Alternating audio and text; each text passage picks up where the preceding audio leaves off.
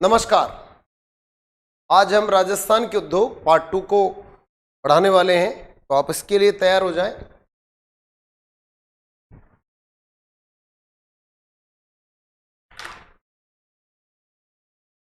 हाँ जी,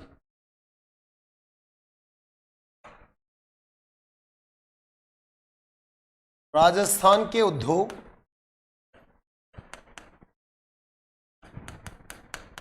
भाग सेकंड। ठीक है, हमने पिछले लेक्चर में आपको बताया था कि राजस्थान को स्वामित्व के आधार पर उद्योगों का जो वर्गीकरण है वो 4 भागों में किया गया है। तो यहां पर सबसे पहला हमारा हेडिंग होगा स्वामित्व के आधार पर, स्वामित्व के आधार पर उद्योगों का वर्गीकरण। स्वामित्व का मतलब होता है मालिकाना हक, कौन इस उद्योग का मालिक है, स्वामी कौन है उस इंडस्ट्री का, ऑनर कौन है उस इंडस्ट्री का। ठीक है बच्चों, तो यहां पर स्वामित्व के आधार पर उद्योगों का वर्गीकरण नॉर्मली क्या है, आप अपनी पुस्तक पढ़ोगे तो स्वामित्व के आधार पर उद्योगों को 3 भागों में बांटा है, लेकिन एग्जैक्ट 2015 में ये वर्गीकरण चेंज कर दिया और ये वर्गीकरण कक्षा 8 की पुस्तक में उल्लिखित किया गया। इसमें आप चाहे कोई भी किसी भी बड़े चैनल जो है पूरे राजस्थान में जो बड़े लेवल पर चल रहे हैं, जिन्होंने धूम मचा रखी है एडवर्टाइजमेंट के माध्यम से, लेकिन वहां लगभग सभी चैनल्स इसको गलत पढ़ा रहे हैं। इन्होंने स्वामित्व के आधार पर उद्योगों को 3 भागों में बांटा है, लेकिन कक्षा 8 की पुस्तक में ये 2015 में बदलाव किया गया। अब इसके 4 भाग कौन कौन से हैं? 4 भाग हैं। पहला भाग जो है उद्योगों का, यह निजी क्षेत्र के उद्योग, निजी क्षेत्र के उद्योग। कॉपी और पेन आप अपने हाथ में रखिए और अपनी कॉपी में नोट कीजिए। निजी क्षेत्र के उद्योग यानी कि निजी क्षेत्र के उद्योग वो होते हैं जहां स्वामित्व निजी हाथों में हो, निजी स्वामित्व निजी होता है या निजी हाथों में होता है। अब देखिए, मैं आपको थोड़ा सा यहां बताना चाहूंगा कि जब स्वामित्व की बात है तो यहां स्वामित्व को, इसको प्राइवेट सेक्टर भी बोलते हैं, इसको हम प्राइवेट भी बोल देते, कई बार बोलते हैं ना प्राइवेट सेक्टर, प्राइवेट सेक्टर भी बोलते हैं, यानी कि ये प्राइवेट फैक्ट्री होती है, इंडस्ट्री होती है। एग्जाम्पल क्या है इसका? इसका एग्जाम्पल, जो बेस्ट एग्जाम्पल पुस्तकों में जो दिया हुआ है, मैं वही लगभग आपको बता रहा हूं। जैसे Mewar sugar mill, Mewar sugar mill, और ये जो मेवाड़ शुगर मिल ये भोपाल सागर चित्तौड़गढ़ में है, भोपाल सागर चित्तौड़गढ़ में है। और ये मिल जो बनी चित्तौड़गढ़, 1932 में इसे बनाया गया था। तो आप नोट कर लें, निजी क्षेत्र के उद्योग यानी कि इसका जो मालिकाना हक होता है वो निजी हाथों में होता है। जैसे आप एक दुकान खोल लेते हैं तो उसके मालिक आप स्वयं रहेंगे, आप खुद रहोगे, इसलिए वो निजी क्षेत्र का उद्योग हो गया। जैसे भोपाल सागर मेवाड़ शुगर मिल है भोपाल सागर चित्तौड़गढ़ में, तो ये शुगर मिल है, चीनी की इंडस्ट्री है, 1932 में ये बनी, लेकिन निजी क्षेत्र की है। इसका एग्जाम्पल आप ये याद रखें। दूसरी जो इंडस्ट्री होती है वो होती है सार्वजनिक क्षेत्र के उद्योग, सार्वजनिक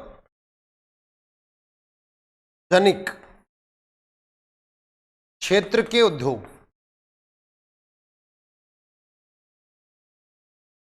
ये जो सार्वजनिक क्षेत्र के उद्योग है, इसमें जो स्वामित्व होता है ये सरकार के हाथ में होता है। इनको आप बोलते हो भाई सरकारी कारखाना है, ये सरकारी फैक्ट्री है। एग्जाम्पल क्या होगा?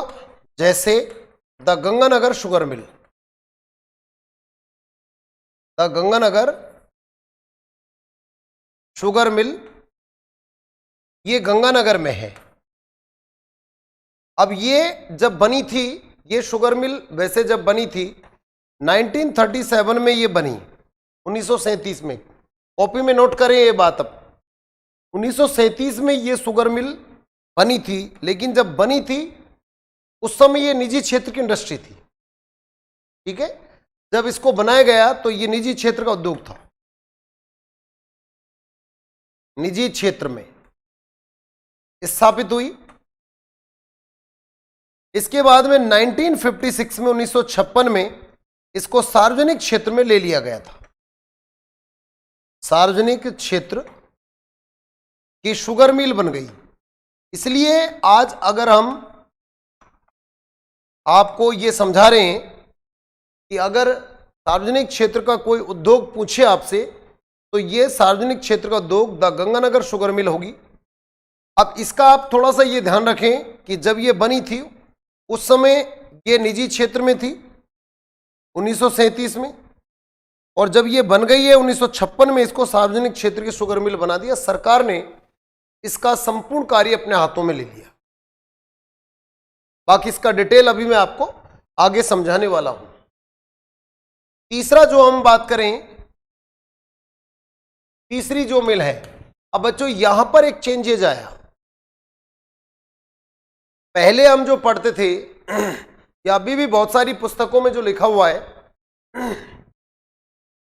ये सहकारी क्षेत्र लिखा हुआ है, ये बदल गया। ठीक है, चलिए इसकी जगह पर जो नाम आया वो कौन सा है तो ये मैं आपको बताऊंगा। तो अब संयुक्त क्षेत्र की उद्योग आ गया, ये पहले नहीं हुआ करता था 2015 से, संयुक्त क्षेत्र का उद्योग।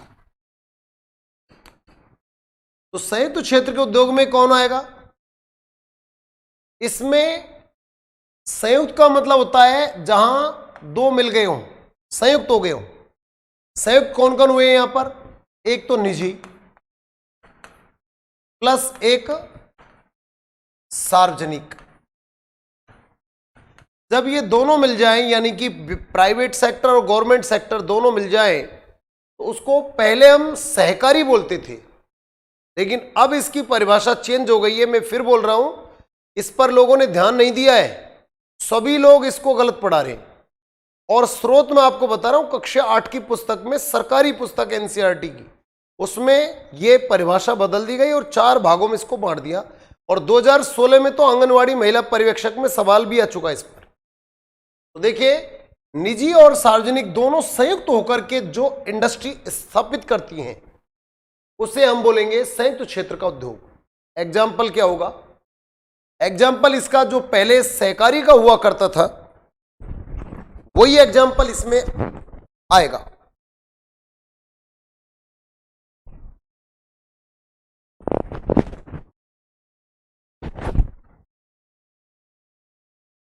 तो वही एग्जाम्पल इसमें देखने को मिलेगा। इसमें आता है Keshavrai Patan sugar mill, Keshavrai Patan sugar mill. अब यह ध्यान रखें कि केशवराय पाटन शुगर मिल 2015 से पहले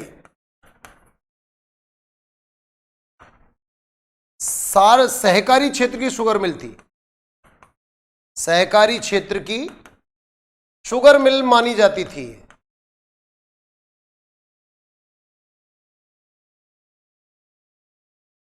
वर्तमान में इसे संयुक्त क्षेत्र की शुगर मिल माना जाता है।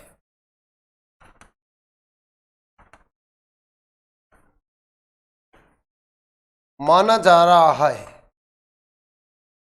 माना जा रहा है।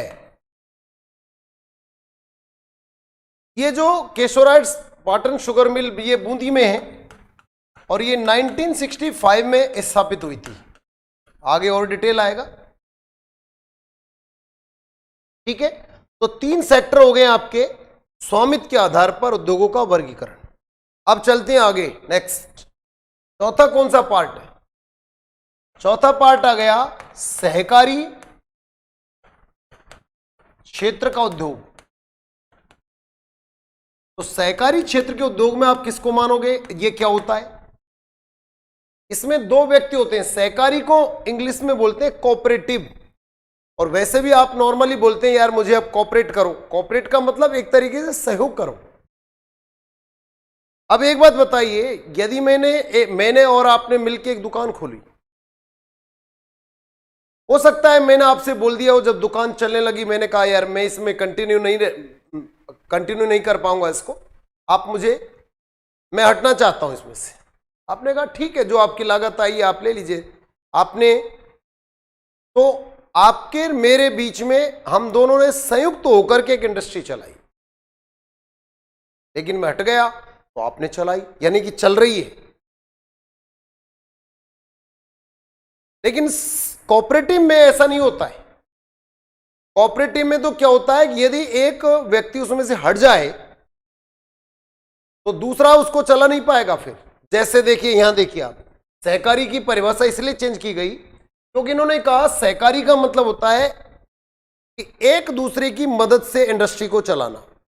दो व्यक्ति होते हैं किसी भी इंडस्ट्री को चलाने वाले, एक तो कौन होता है, कामगार, और एक होता है माल की आपूर्तिकर्ता।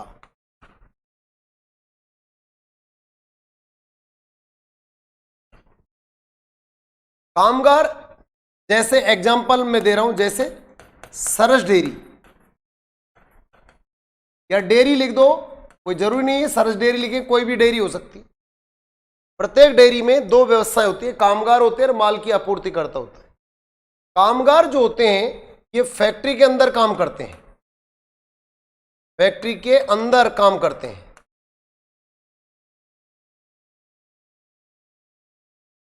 और माल की आपूर्तिकर्ता फैक्ट्री के बाहर काम करेंगे। यानी कि आप ऐसा समझिए, एक तो दूध को लाने वाले, दूध का मतलब, माल का मतलब है यहां पर दूध की आपूर्तिकर्ता। तो गांव गांव ढाणी ढाणी से दूध को इकट्ठा किया और फैक्ट्री के अंदर वो दूध जो है ला के रख दिया, और फैक्ट्री में कामगार जो है वो अंदर काम कर रहे हैं। अब क्या होता है कि माना कि कामगार हड़ताल कर दें कि हम नहीं इसमें कोई काम करेंगे, तो बच्चों ये आप सोचिए, क्या वो दूध माल की आपूर्तिकर्ता वाले जो है ये काम चला सकते हैं क्या? क्योंकि वो दूध जो ये लेके आए, उस दूध को उपयोग में काम कौन करेगा? अंदर फैक्ट्री में तो मजदूर सारे हड़ताल पर हैं, तो ये दूध लाना बंद कर देंगे, इनको मजबूरन बंद करना पड़ेगा। दूध को लाके करे क्या? जब अंदर फैक्ट्री में घी बनाने वाले, पैकिंग करने वाले, पाश्चराइजेशन करने वाले, सब काम करने वाले बंद अगर करके अपनी शटर डाउन करके चले गए तो क्या करेंगे उस दूध का? कुछ नहीं करेंगे। तो यहां पर देखिए बिना एक दूसरे के से हुआ। अच्छा, फिर माना कि फैक्ट्री के अंदर सब लोग काम कर रहे हैं और माल की आपूर्तिकर्ता जो है बोल देगा हम तो नहीं करेंगे काम, तो फिर अंदर अपने कैन बजाते रहो फैक्ट्री के अंदर।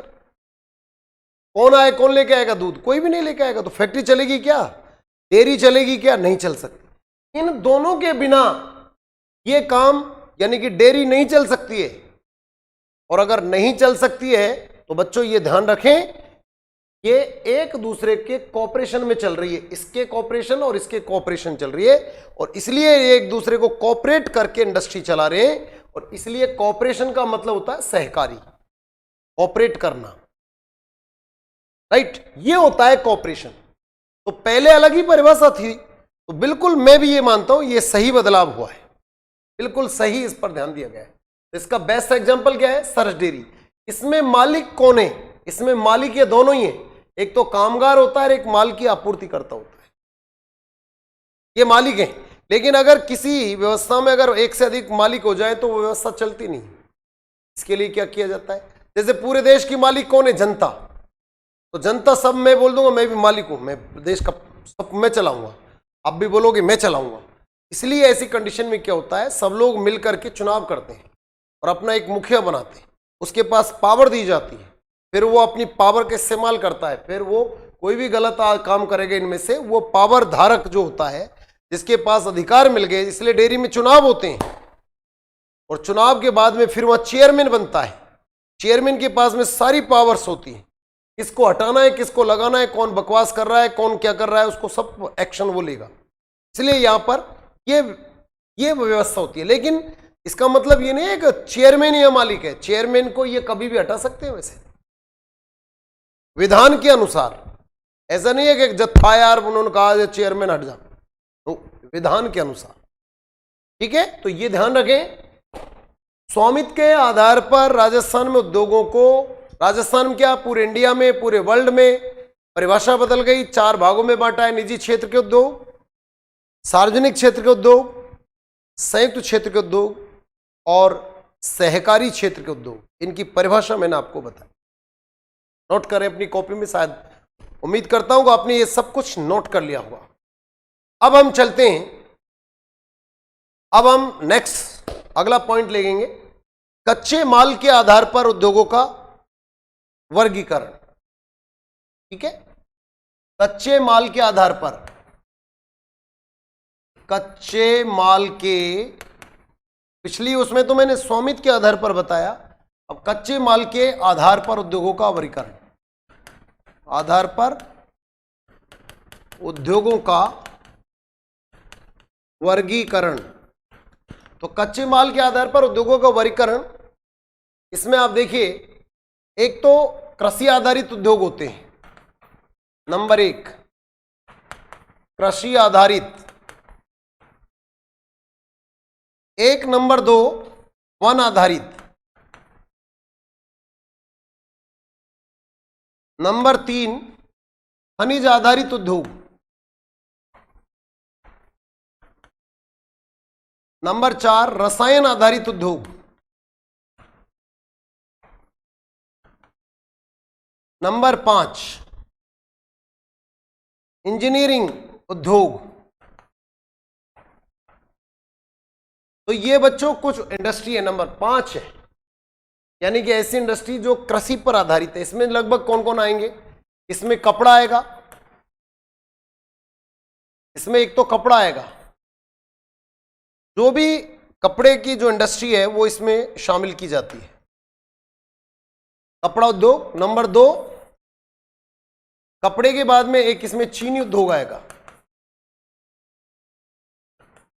नंबर 3 एक इसमें ऊन उद्योग आएगा। वैसे तो मूल रूप से ये कृषि पर आधारित जो है ये 3 इंडस्ट्री अपने यहां, ठीक है। और वैसे अगर इसमें और बढ़ाना चाहें तो इसमें 2 इंडस्ट्री और बढ़ सकती हैं। नंबर 4 एक इसमें बायोडीजल आ सकता है, बायोडीजल। और नंबर 5 एक इसमें तेल एवं घी, ये भी इसमें आ जाएगी, कृषि पर आधारित है, ठीक है। ये तो आप भी मानते होंगे शायद, जहां तक मैं समझता हूं।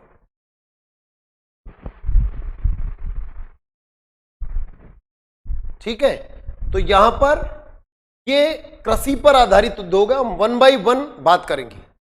वन आधारित उद्योग में एक तो जैसे गोंद आ जाएगी, ठीक है, वनों पर आधारित, और कोई खास वन पर ज्यादा कुछ है नहीं। खनिज आधारित में कई इंडस्ट्री आ जाती हैं जो मिनरल्स पर आधारित है, जैसे सीमेंट। नंबर 2 शीशा, नंबर 3 सिरेमिक उद्योग,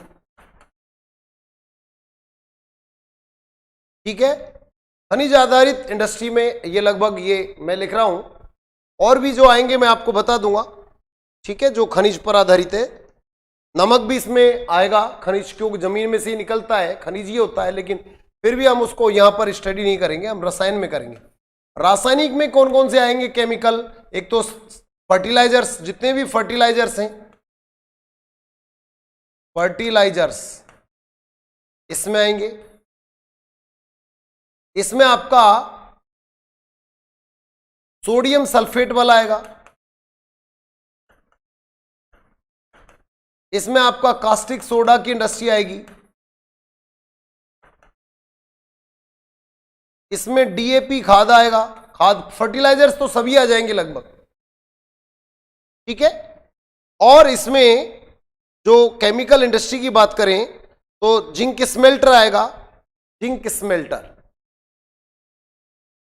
जिंक स्मेल्टर, ठीक है। खनिज में जैसे कॉपर इंडस्ट्री आ जाएगी, कॉपर उद्योग। इंजीनियरिंग उद्योग में इंजीनियरिंग इंडस्ट्री को शामिल किया जाएगा। जैसे कौन कौन सा, जैसे मान इंडस्ट्री हो गई, अभी जगह नहीं बची है इंजीनियरिंग उद्योग में। चलो नेक्स्ट पेज में बता रहा हूं इंजीनियरिंग में कौन कौन से आएंगे।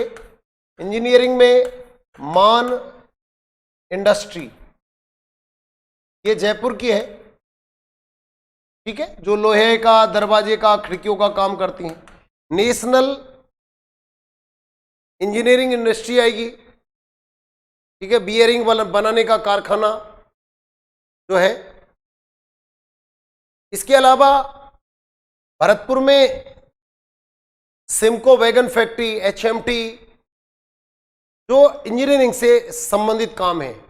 पानी के मीटर बनाने की कंपनियां, बिजली के मीटर बनाने वाली कंपनियां, रेल के वैगन बनाने वाली कंपनियां, ट्रैक्टर के पार्ट्स बनाने वाली कंपनियां, तो वो सब इसमें शामिल किए जाएंगे। That is engineering industry. तो इस तरीके से राजस्थान में इंडस्ट्री को अलग अलग क्षेत्र में बांटा गया है, अलग अलग भागों में बांटा गया है। इसमें सबसे पहले हम कृषि आधारित इंडस्ट्री की बात करेंगे। एग्रीकल्चर डिपेंडेंट जो भी इंडस्ट्री है, हम उनके बारे में वन बाय वन स्टडी करेंगे और आपको बताएंगे। सबसे पहले आप चलिए हमारे साथ में, और आपका जो टॉपिक होगा वो लिखिए कृषि आधारित उद्योग। नोट कीजिए, कृषि आधारित उद्योग। सबसे पहले मैं चीनी की बात करता हूं। नंबर 1 चीनी उद्योग। चीनी उद्योग में फिर मैं आपको बताऊंगा राजस्थान में चीनी के कारखाने कौन कौन से हैं। तो यहां पर चीनी के कारखाने नंबर 1, एक तो मेवाड़ शुगर मिल है, Mewar sugar mill.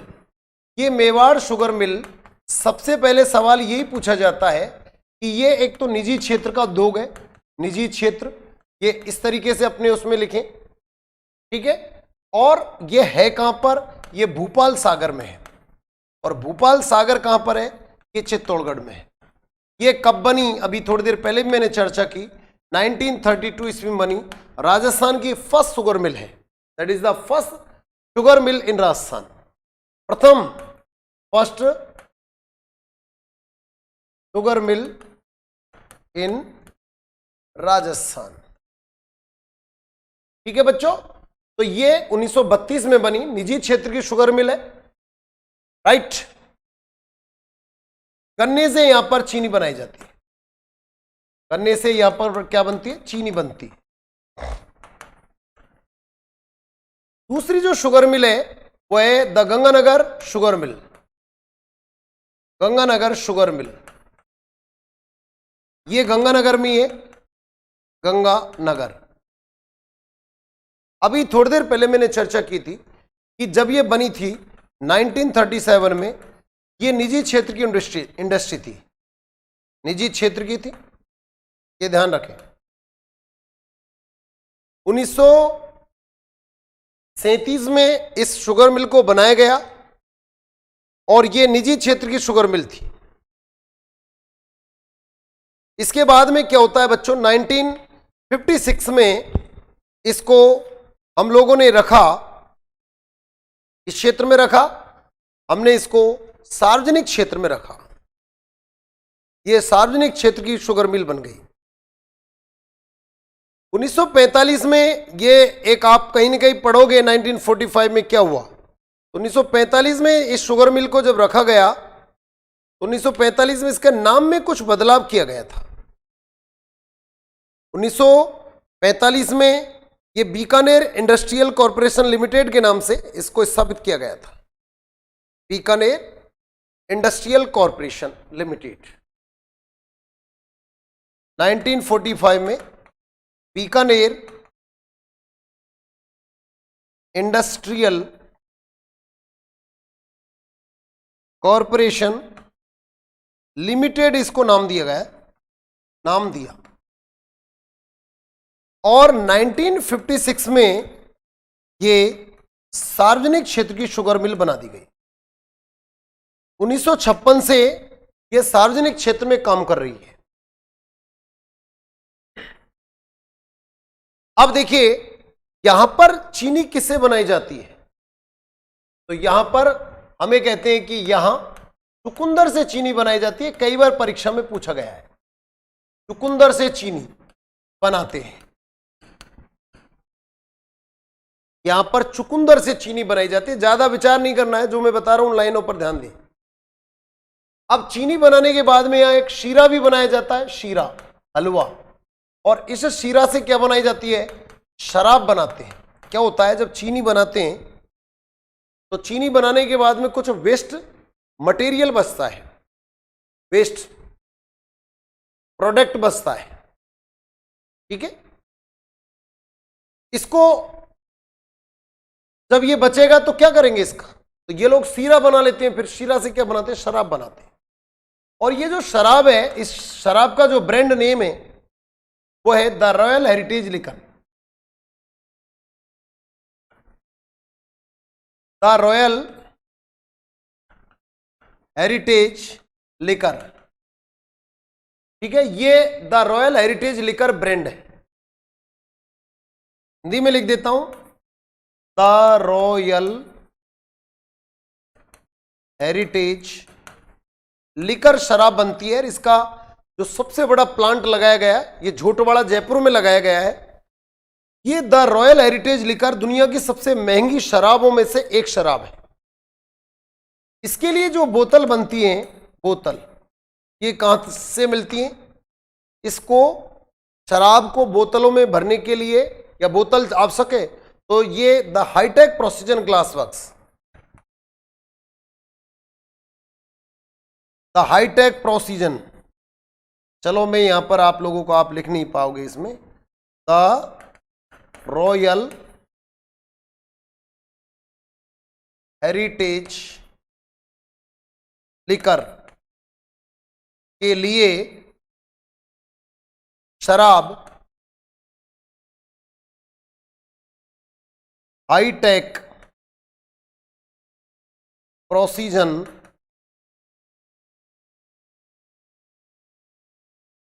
Glass works company से प्राप्त की जाती है, प्राप्त की जाती है, ठीक है। यहां जो बोतल आती है वो यहां से आती है, the hitech precision glass works company से।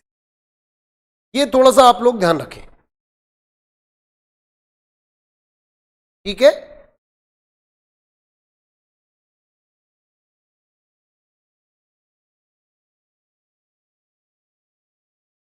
ये नोट कर लीजिए आप लोग।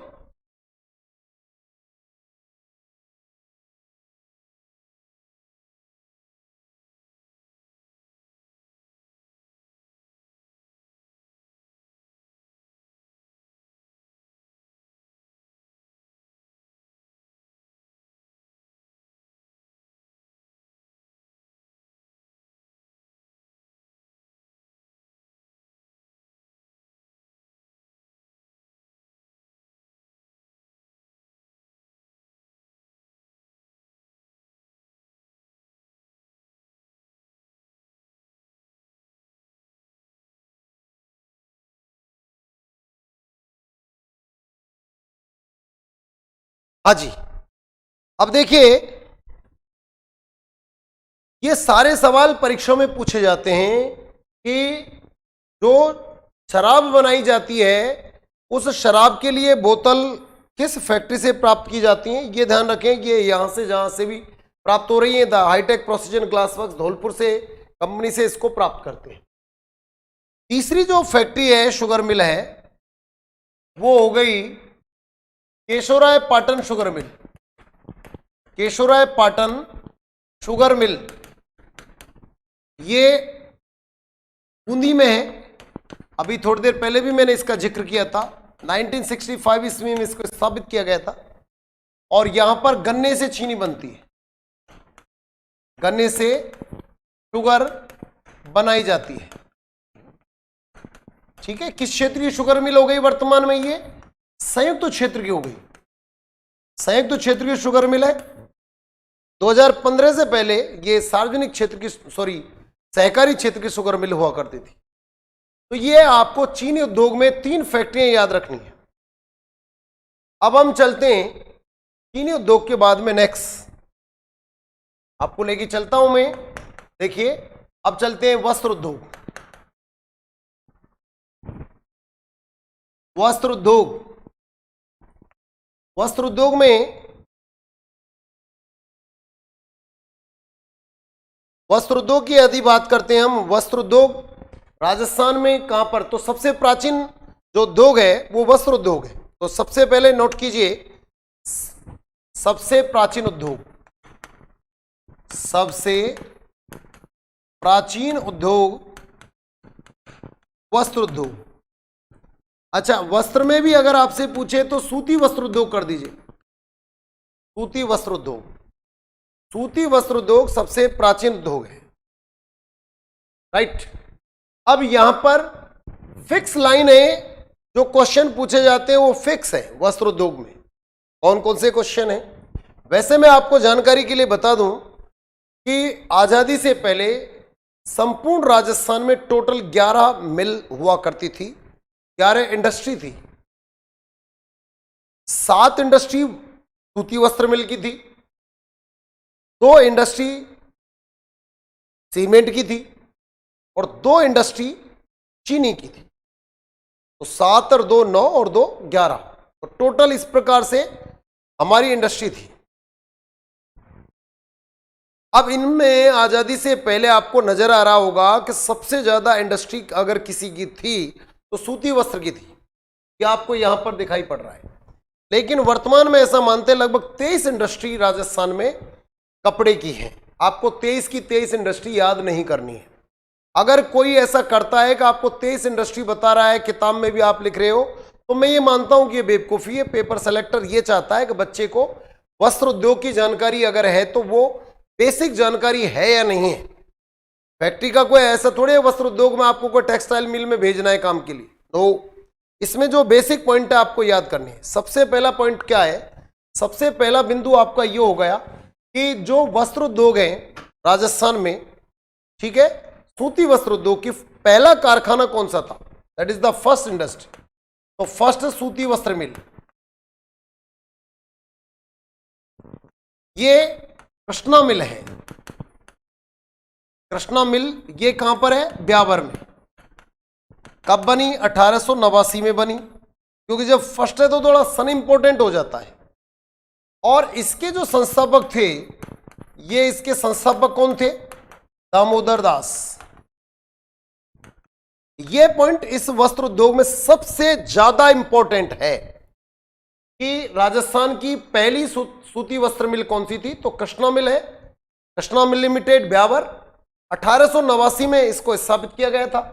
और इसका जो संस्थापक था वो संस्थापक थे दामोदर दास। नोट कर लीजिए, नोट कर लीजिए, इसके संस्थापक कौन थे, दामोदर दास। इसके बाद में बच्चों आगे चलते हैं, आगे चलते हैं। तो देखिए, अगर नॉर्मली पूछे तो दूसरी कौन सी है, तीसरी कौन सी है, ऐसे तो कभी नहीं आता। लेकिन फिर भी मैं आपको बताऊंगा, थोड़ा सा तरीके से बताना चाह रहा हूं। एक तो ये पूछता है कि फर्स्ट कौन सी है, एक ये पूछता है सबसे बड़ी सूती वस्त्र मिल कौन सी है। तो पहली जो है वो तो कृष्णा मिल है, और सबसे बड़ी जो सूती वस्त्र मिल है, तो ये नोट कीजिए, सबसे बड़ी सूती वस्त्र मिल ये उम्मेद मिल है, उम्मेद मिल, और ये पाली में है। और ध्यान रखें 1942 में बनी। वैसे अगर मैं आपको बताऊंगा तो ये लगभग 5वें या 6ठे नंबर की मिल है। इससे पहले 1906 में बनी, 1925 में बनी, 1938 में बनी, उसके बाद में ये 1942 में बनी। ठीक है, तो ये यहां पर थोड़ा सा ध्यान दें, सबसे बड़ी सूती वस्त्र मिल कौन सी है, उम्मेद मिल, राइट। नोट कर लीजिए फटाफट, आप नोट कीजिए जल्दी से।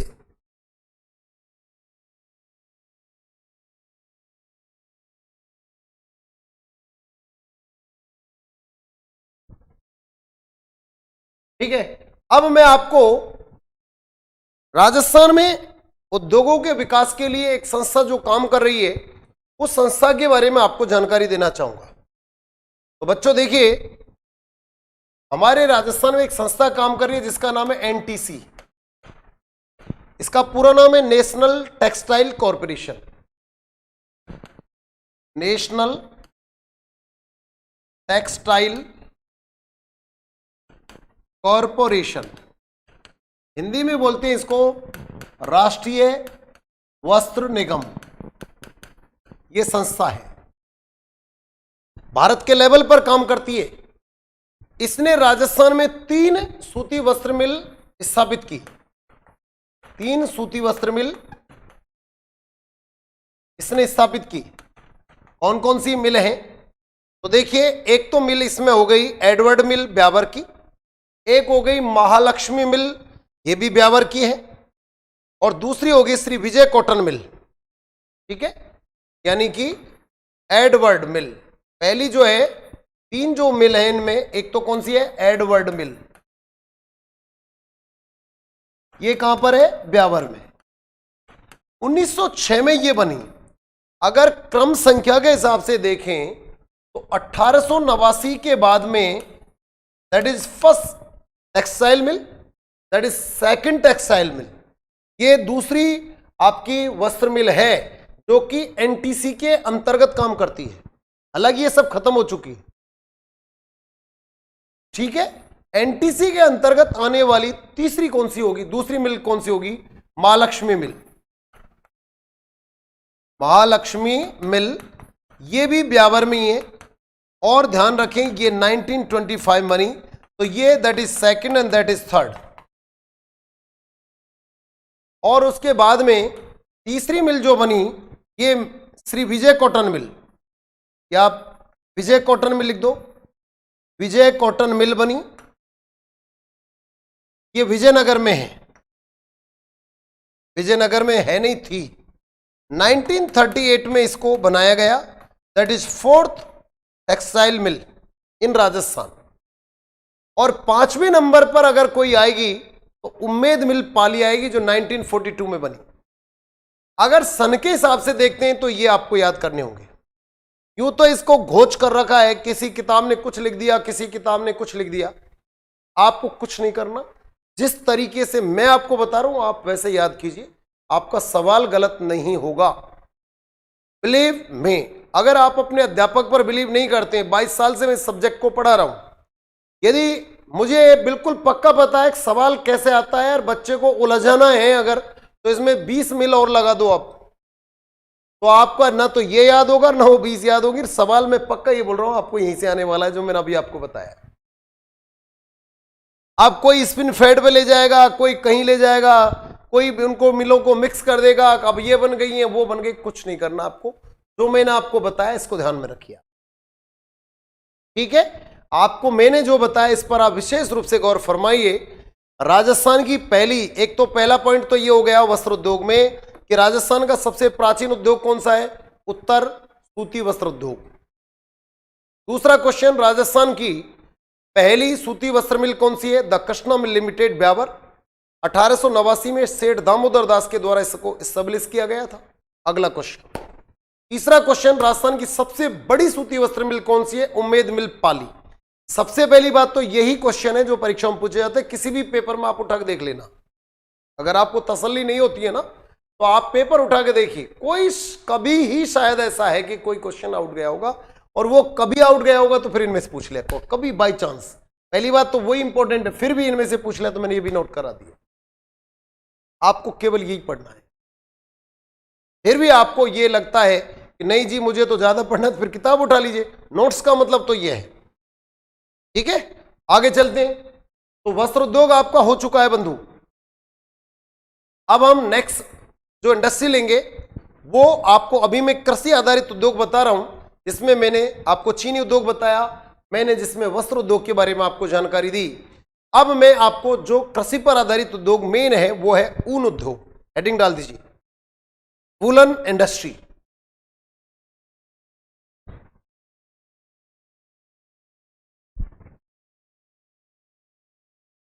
ऊन उद्योग तीसरा।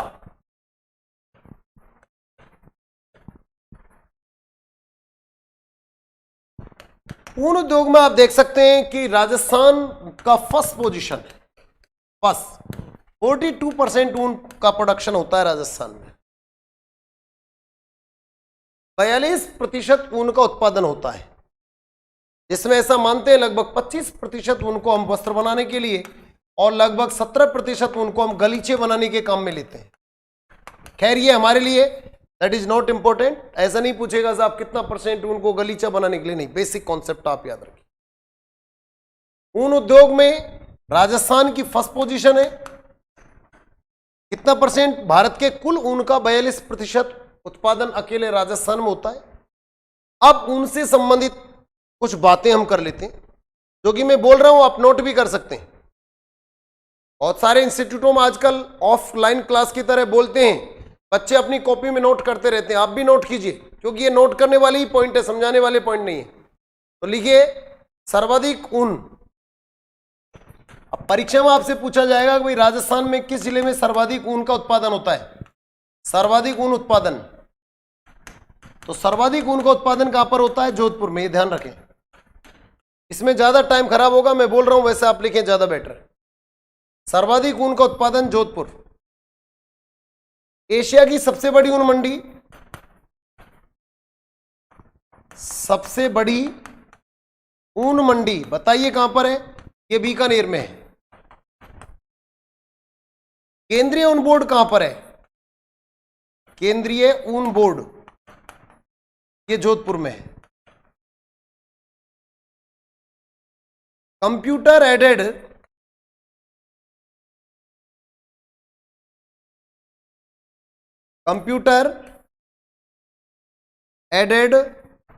कारपेट डिजाइन सेंटर,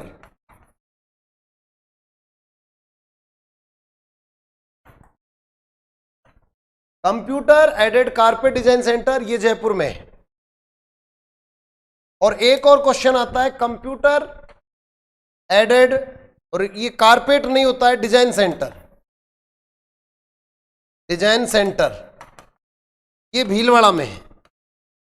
भीलवाड़ा को राजस्थान का मैनचेस्टर कहते हैं, ये मैं बता चुका हूं। भारत का अहमदाबाद कहते हैं, क्योंकि सबसे ज्यादा जो वस्त्र का जो प्रोडक्शन होता है वो भीलवाड़ा में होता है, इसे वस्त्र नगरी बोलते हैं भीलवाड़ा को। ये मैंने कपड़े के साथ में इसलिए नहीं बताई क्योंकि मैं पहले बता चुका हूं फर्स्ट लेक्चर में कुछ बातें। तो यहां पर computer aided design centre, computer aided, ये देखिए computer aided carpet design centre और computer aided design centre, carpet शब्द नहीं होगा, ये भीलवाड़ा में है। केंद्रीय ऊन बोर्ड ये जोधपुर में है। एशिया की सबसे बड़ी ऊन मंडी बीकानेर में। सर्वाधिक ऊन उत्पादन कहां पर होता है? जोधपुर में है। ठीक है, इसके बाद में कुछ और भी पॉइंट आप नोट कीजिए उनके संदर्भ में, कभी कभी पूछ ले जाते हैं, ये नोट कर लीजिए। स्टेट वुलन मिल पर भी एक क्वेश्चन पूछ लेता है। स्टेट वुलन मिल बताओ राजस्थान में कहां पर है? ये बीकानेर में है। स्टेट वुलन मिल बीकानेर, ठीक है, नोट कीजिए स्टेट वुलन मिल बीकानेर। ऊन प्रशिक्षण संस्थान, ऊन प्रशिक्षण संस्थान,